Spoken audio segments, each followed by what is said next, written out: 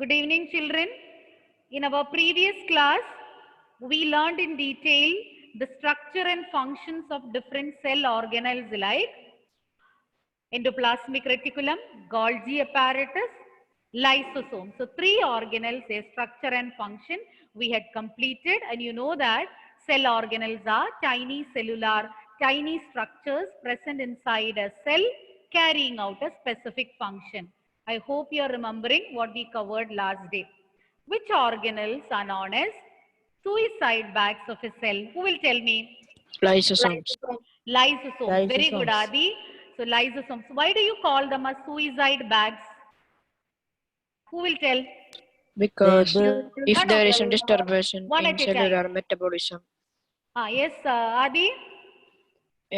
when there is a disturbance in cellular metabolism, Metabolism.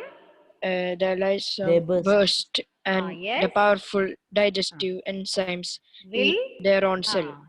engulf the cell in which it is present. Very good. And what are present or inside the lysosome, what are present which helps them to act as a cleaning agent? Enzyme. It's a waste disposal agent. Who will tell me? Arjun. We say lysosomes can act as a waste disposal agent. How is it possible? How is it possible? Lysosomes. Louder, Arjun. Inside the lysosomes, what are present? I can't hear you, Arjun. Can you speak a little louder? Yes. Can you repeat those stated here? I can't understand. Pardon, can you repeat once again loudly? My question I'll can repeat. you tell once again?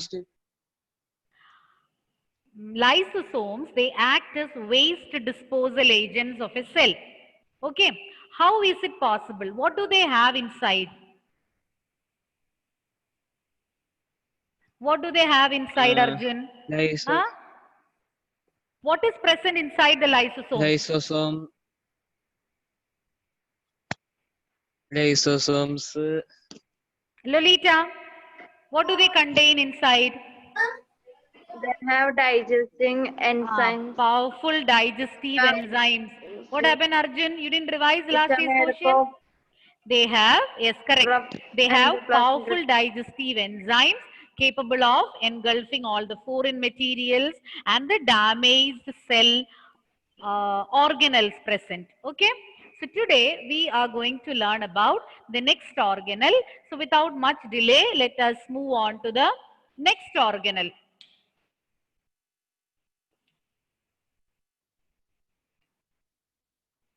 So the next organelle, what we are going to learn is a very important organelle present inside the cell. You call it as mitochondria. So the next organelle which we are going to learn is about mitochondria. Very important organelle performing a very significant function. So you can see the picture of a mitochondria there. Now let us learn more about a mitochondria. You call mitochondria as the powerhouses of a cell. They are the powerhouses of the cell. And why do you call them as powerhouses? Because the energy required for different chemical activities, they are released by mitochondria. And they produce ATP molecules, or in the form of ATP molecules, the energy will be released, or else you can say the energy released will be stored in the form of ATP molecules. ATP means adenosine triphosphate. ATP means adenosine triphosphate, and we even call it as the energy currency of the cell. Energy currency of the cell. You know that usually for what we are using currency. When you need to buy something, you will spend the currency and get the things done, or you will buy whatever you need. Similarly, energy currency means when your body needs energy, this currency will be spent to release the energy. So which is that currency? ATP. So whenever your body needs energy, ATP will be utilized. It will be broken down to release energy, and for whatever your body has required energy, that will be satisfied. So once again, I will repeat. We are learning about a very important organelle, and this organelle is known as mitochondria. And mitochondria is plural and mitochondrion is singular. Mitochondrion and mitochondria plural. And mitochondria, they are known as the powerhouses of the cell. And there is a reason why you call it as the powerhouse, because the energy required for different activities. So these are the powerhouses.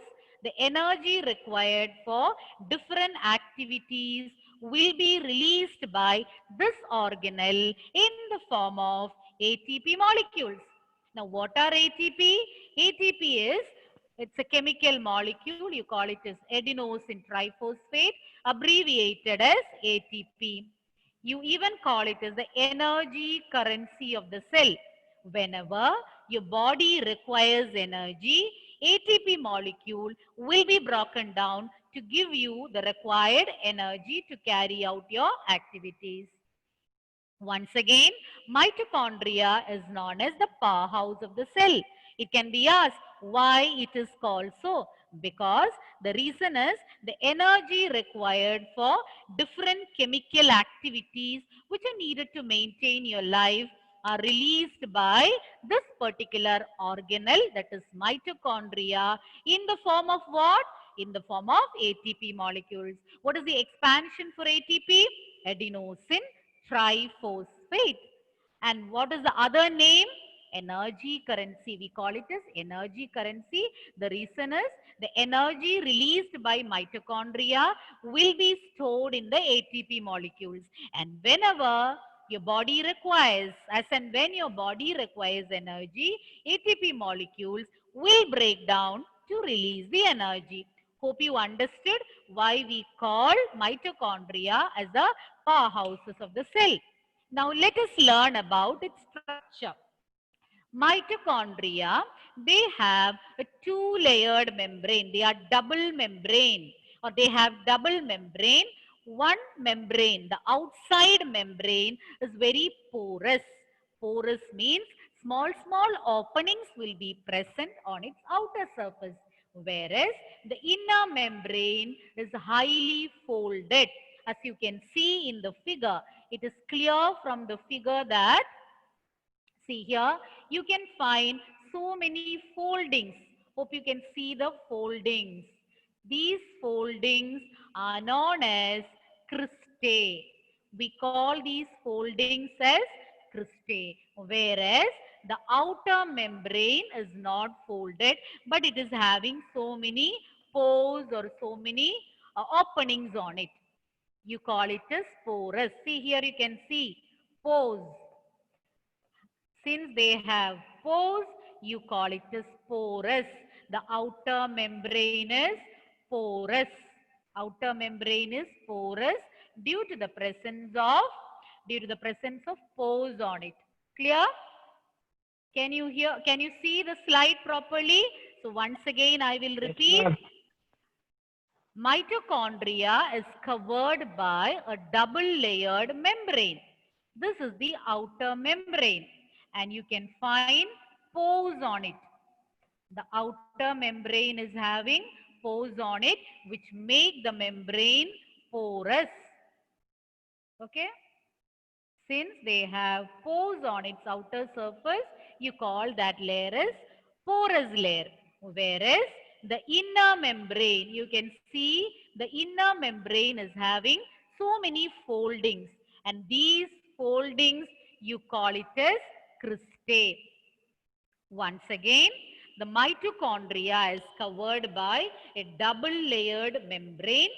Outer membrane is porous, which means it is having so many pores. As you can see in the picture, so many pores are present, so it is porous.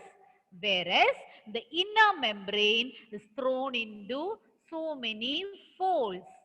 And these foldings are known as cristae. You call these foldings as cristae. And now you might be thinking, why are these foldings present, or why it is necessary to have these foldings? The reason is these foldings will help us to increase the surface area for ATP generating chemical reactions. So once again, I'll repeat. Once again, I'll be repeating it. Mitochondria, they are having a double layered membrane. Inner membrane is having so many folds and outer membrane is having so many pores on it. And these folds will help to increase the surface area. When something is folded and kept, you can fit in a large area inside. So because of these foldings, it will provide a large surface area for ATP generating chemical reactions. These folds will provide a large surface area for ATP generating chemical reactions. It can be asked why the inner membrane of mitochondria is highly folded. It is folded with a purpose. Once it is folded and forming cristae, it will increase the surface area for ATP generating chemical reactions. Okay, children? Any doubt? And now, another important point about mitochondria is that they are strange organelles. Now let's see, why do we call it as a strange organelles? Because they have their own DNA. This mitochondria have their own DNA, and also usually you know that DNA is present only inside the nucleus, but mitochondria have their own DNA as well as they have ribosomes. They have ribosomes as well as DNA inside. So what is the advantage of having this ribosomes as well as DNA is that they can synthesize their own proteins. DNA will give the command, and ribosomes already you have learned they are the sites of protein synthesis. So they are capable of generating proteins on their own. Okay, children? I'll repeat the points once again. We were discussing about mitochondria, a very important organelle present in the cell. We learned about the structure as well as its function. About the structure, what we learned, it is double layered. An inner membrane is thrown into so many foldings. And you call these foldings as cristae. And cristae help in increasing the surface area for ATP generation. Then we learned the outer membrane is provided with pores, or it is porous, helping in the exchange of materials. So that is what we learned about its structure. And one more point we learned, they are strange organelles. Unlike other organelles, they have their own DNA and ribosomes. Ribosomes, you learn, they are the sites of protein synthesis. Since mitochondria have their own DNA and ribosomes, they are capable of synthesizing proteins on their own. Okay, and we learned about the functions also. We call mitochondria as the powerhouses of the cell. Why do you call them as the powerhouses? Because the energy needed for different activities in your body will be released by mitochondria. And how are these energies stored? This energy released will be stored in the form of ATP molecules. What is the expansion for ATP? Adenosine triphosphate. How do you call, or what is the other name for this ATP? We name it as the energy currency. Why do you call it as the energy currency? Because whenever you need energy, whenever your body needs energy, this ATP molecule will break down and release energy. And the energy release will be used for making new compounds, for doing mechanical work and for synthesizing new compounds in your body or new molecules in your body. Once again, the energy stored in ATP is used for carrying out mechanical work and also for synthesizing other molecules. Any doubt? Any doubt about mitochondria? Very important organelle. No, ma'am. Repeatedly No, ma'am. questions are being asked on this No, particular ma'am. part. Any doubt, children? No, ma'am. Nobody? No, Okay. ma'am. Badra, tell me, why do you call mitochondria as the powerhouses of a cell? Because it has ATP. I can't hear you, child. Speak a little louder. Because it has ATP. Sorry, you have unmuted, no? I can't hear you. Okay, no problem. I'll ask Rose. Rose, tell me the answer. It releases energy required for various chemical activities needed for life in form of Rose? ATP molecules. You know the answer? Ma'am, it releases energy required for various chemical activities needed for life in form of ATP Can't hear you, molecules. children. Nirupama, why mitochondria are known as the powerhouses of the cell? The energy required for different chemical activities are released in the form Speak a of little ATP. louder. The energy required I for can't hear. different Maybe there is some problem. Let me check it once.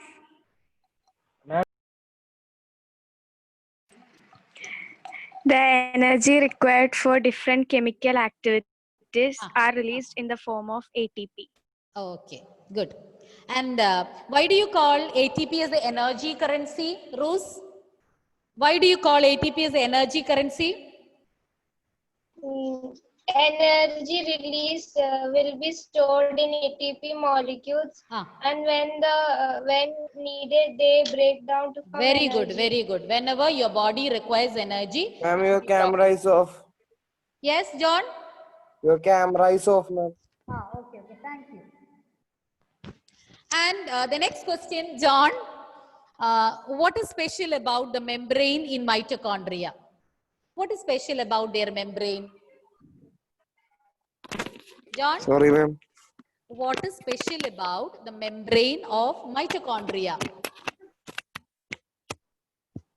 You know the answer, John? No, ma'am. Why? You didn't listen? Melvin, what is the answer? Ma'am, I have some connection problem. Okay, no problem. I'll get I back to you. joined Now you late. listen. No problem. Now you listen. Melvin, what is special about the membrane in mitochondria? They are Without looking, you can't say. they are straight organelles. Having No, their you own. listen to my question. What is special about their membrane? I'm asking only about the membrane. Something unique about their membrane. They You are have double to be a layered and porous. Ashik, yes. The membrane Tell me, is Ashik. porous while out. One They at are a double time. layered and porous. Double layered membrane. Membrane And very okay, porous. okay, wait, one at a time. Okay, Melvin, you continue then. Deeply folded inner membrane and a very porous outer membrane. I don't want you to read. You without looking, you tell me, then I will accept the answer. It Repeat has a once again without looking. Deeply folded Inner membrane and porous. and a very porous outer membrane. Very good, very good. So mitochondria is having a very porous outer membrane and highly folded inner membrane. Why the inner membrane is folded? Why the inner membrane is folded, Anjida? Why the inner membrane is folded? What is the advantage of those foldings in the inner membrane? The inner membrane is folded to provide surface Increase area the for ATP. surface area for ATP generation. Okay, children, so we'll continue. No doubts regarding mitochondria, isn't it? Any doubts remaining? No, ma'am. No. Okay. No, ma'am. Let us move on to the next organelle.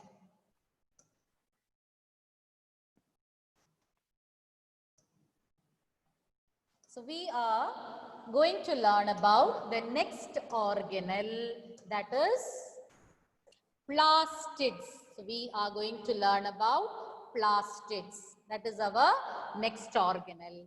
So one example for a plastid you can see on the board or on the slide, that is chloroplast. Let us learn more about plastids. Plastids are found only in plant cells. You can find plastids only in plant Ma'am, it's cells. not audible to me. And plant cells, for whom I am not audible? Ma'am, I cannot hear you. Who cannot hear? All of you or one or two? Anjita, can you hear me? Yes, ma'am. Okay, okay. So there may be the connection problem, children. It will be okay soon. Don't worry. So I'll repeat again. Plastids are found only in plant cells. These are absent in animal cells. And let us learn the next point about plastids. Plastids consist of numerous membrane layers. So there are so many membrane layers. As you can see in the figure, the detailed structure of all these you need not learn. Okay, but you just understand that the plastid consists of many membrane layers and they are embedded in a matrix known as stroma. So once again, I'll repeat. Maybe it was a little confusing for you. I'll repeat it once again. We were discussing about plastids, and in plastids, even though you don't have to learn it, I'll just tell you so that you can understand it better. And plastids are covered by a double layered membrane. They have a double layered membrane.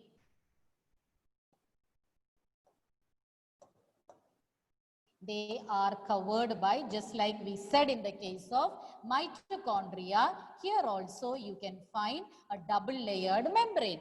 And inside you can find so many coin shaped or disc like structures. Okay, all these are the disc shaped structures. You can see so many disc shaped structures. You call them as thylakoids. All these only for your information I'm telling. Detailed structure you need not learn. It's not mentioned in your textbook. So many disc shaped structures are present. You call it as thylakoids. And one stack of these thylakoids is known as granum. So granum means several thylakoids arranged one above the other. They form granum. And all these structures are present inside a matrix. There is a fluid matrix inside. You call it a stroma. So scattered in the stroma, you can find so many membrane layers. And one more point about plastids. Plastids have their own DNA and ribosomes. Just like we said in the case of mitochondria, here also they have their own DNA and ribosomes. So there are two cell organelles with their own DNA and ribosomes. The first one was mitochondria and the second one is plastids.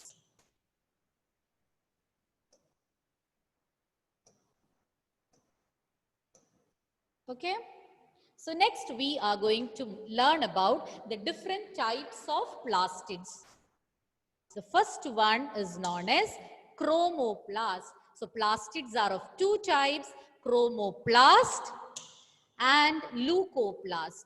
Chromoplast and leucoplast. And let's see what is special about chromoplast. Chromoplasts are colorful, whereas leucoplasts are colorless.